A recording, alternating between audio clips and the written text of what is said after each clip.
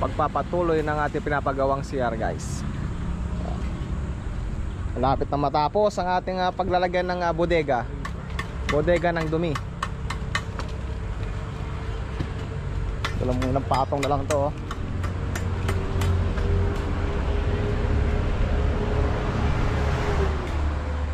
Halos 2 patong na lang, matatapos na. Tapos sa susunod na araw malalagyan na tangan to, malalagyan na ng bubong.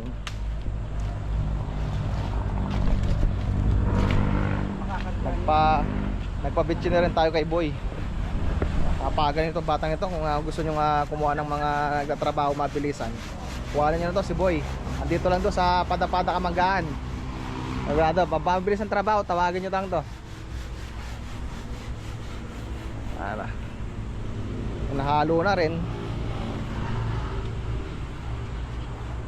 Nung unang araw kasi ginawa to guys, umulan ng malakas. Sobrang aga ng ulan nun. Hanggang ngayon di pa namin na kaya to, pati nga kulungan ng bibi di pa namin nagawa eh. Kaya hindi agad natapos to kasi umulan ng malakas nun. Kung hindi lang umulan nun, sigurado tapos na sana yan. At nagbuobong na sana ngayon. Maya maya kapag may oras gagawa kami ng kulungan dito. Kasi dito daanan ng tubig pagka umulan ng malakas. Ayan na oh. Hindi ko lang sure kung mapipisa pa yung mga itlog ng mga bibi. Meron na kasi naglilimlim din doon eh. Dalawa sila oh. Meron silang tig 10 itlog.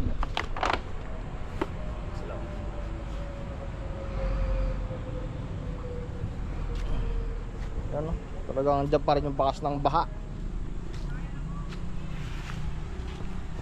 Banda dito medyo mataas dito, kaya dinaabutan ng tubig. Dito kami gagawa ng kulungan.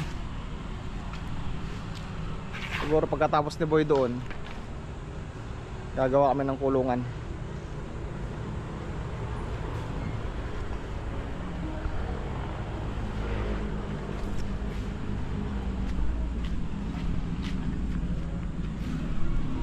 So Kuya Edmond nga pala yung ating mason. Sama din natin si Kuya Lito. Naku, yung luto natin ng balot.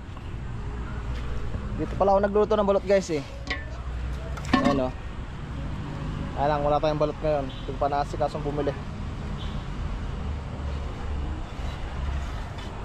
Ayan o. Hindi na tayo kailangang tumakbo pa sa bahay para dumumi. Kasi malayo yung bahay namin dito sa sa may tindahan.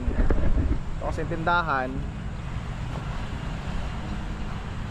guys, yung tindahan namin dito, ayan. Tapos yung bahay namin talaga doon pa sa looban.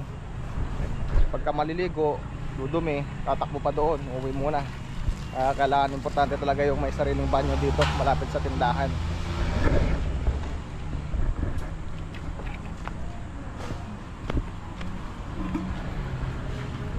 Meron tayong bibi dito, ayan o.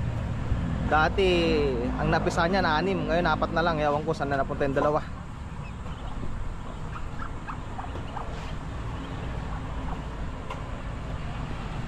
Kasi pag din ni Kuya Shanong siya yung taga-ugas ngayon, plato. Lakas ang tubig namin dito guys oh. Lakas oh. Sige.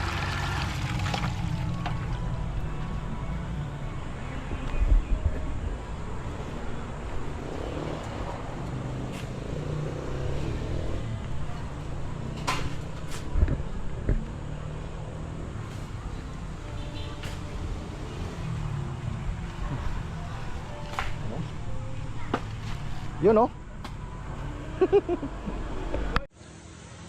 Thank you Lord. Malapit na matapos tong CR natin. Malapit dito sa may tindahan. Kasi ang hirap kasing guys, pagka nadudumi ka, tatakbo pa dun sa malayo. Kaya naka-importante talaga tong CR na to pagka natapos na. Thank you Lord. Malapit na matapos. Konting patong na lang.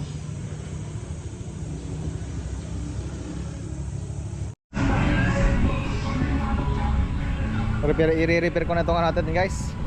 Itong kulungan ng baby, sayang naman no. Kailangan maayos to, baka pagpayan pa ng ahas.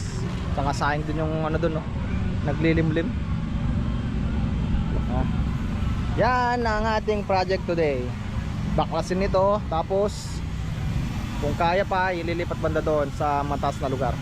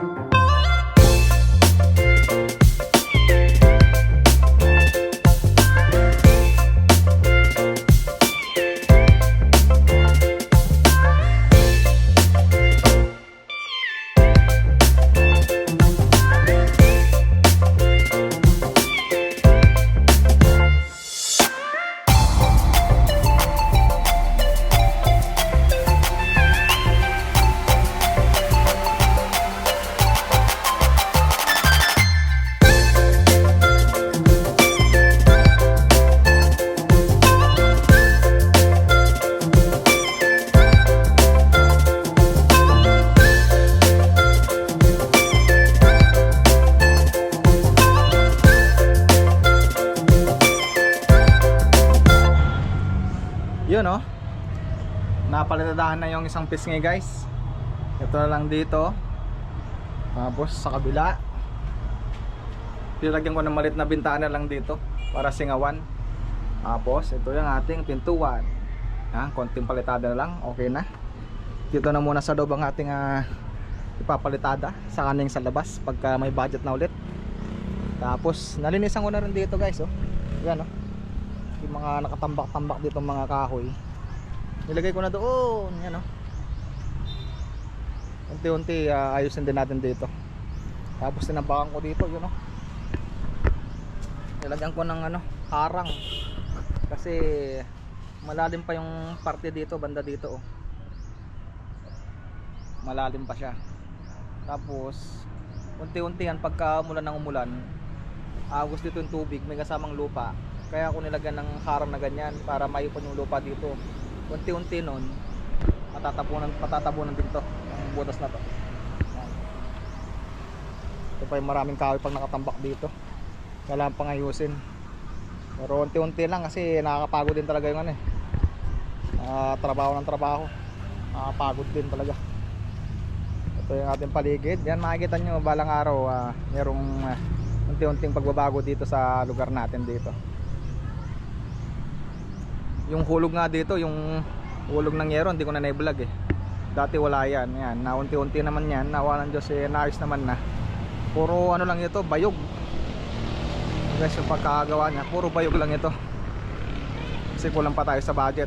Pero din to, yung sasabay din sa yan.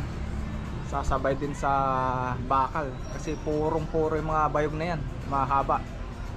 Talagang mabigat. Puro kasi. Ang binili lang natin medyo mahal dito ay yung yero.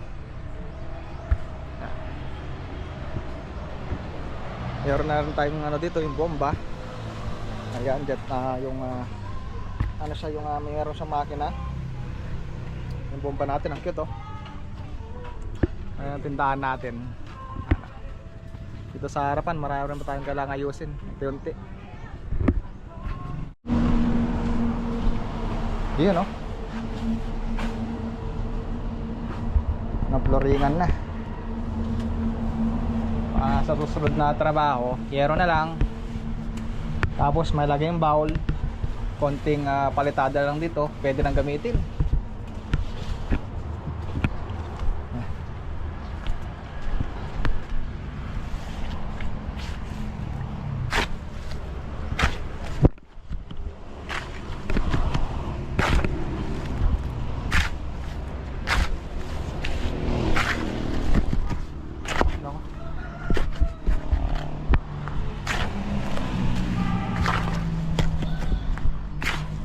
Isang pelo ya. Gimana tayo? Nah. Gusto yan o ano? Wala.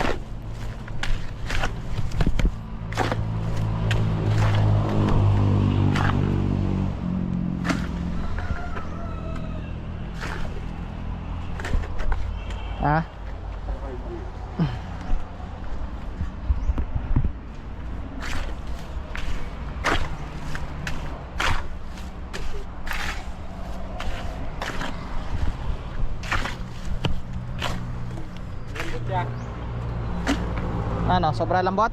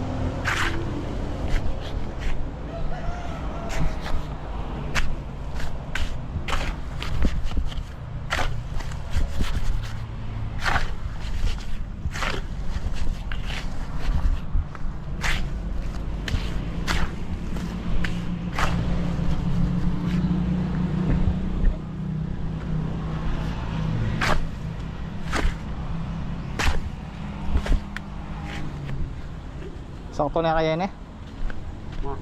Kulang ka pa. Na?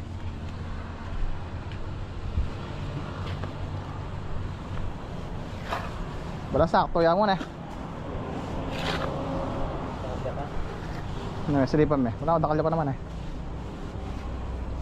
Tabagay manifest naman na kyan eh. Pa-slide yung bagya eh.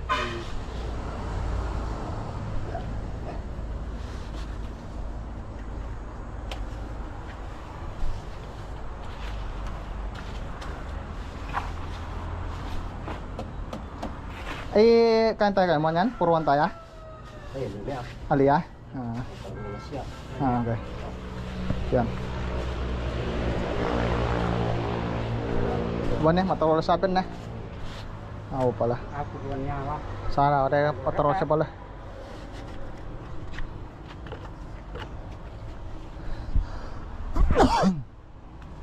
Sakto niya pala ito? Ang gahe? Ito. Oh.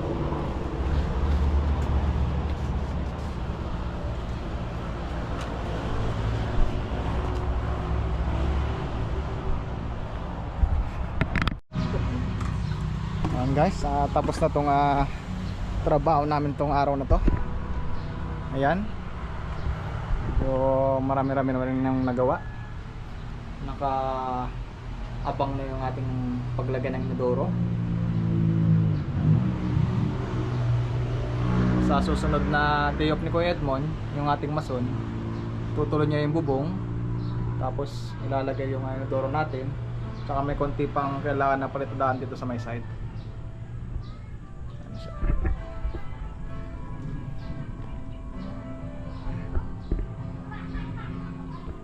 Yan, unti-unti guys na napapagawa natin yung ating mga kailangan na importanteng ipagawa.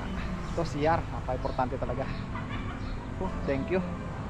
Susunod na balik na natin guys. Ingat lagi and God bless. Bye bye.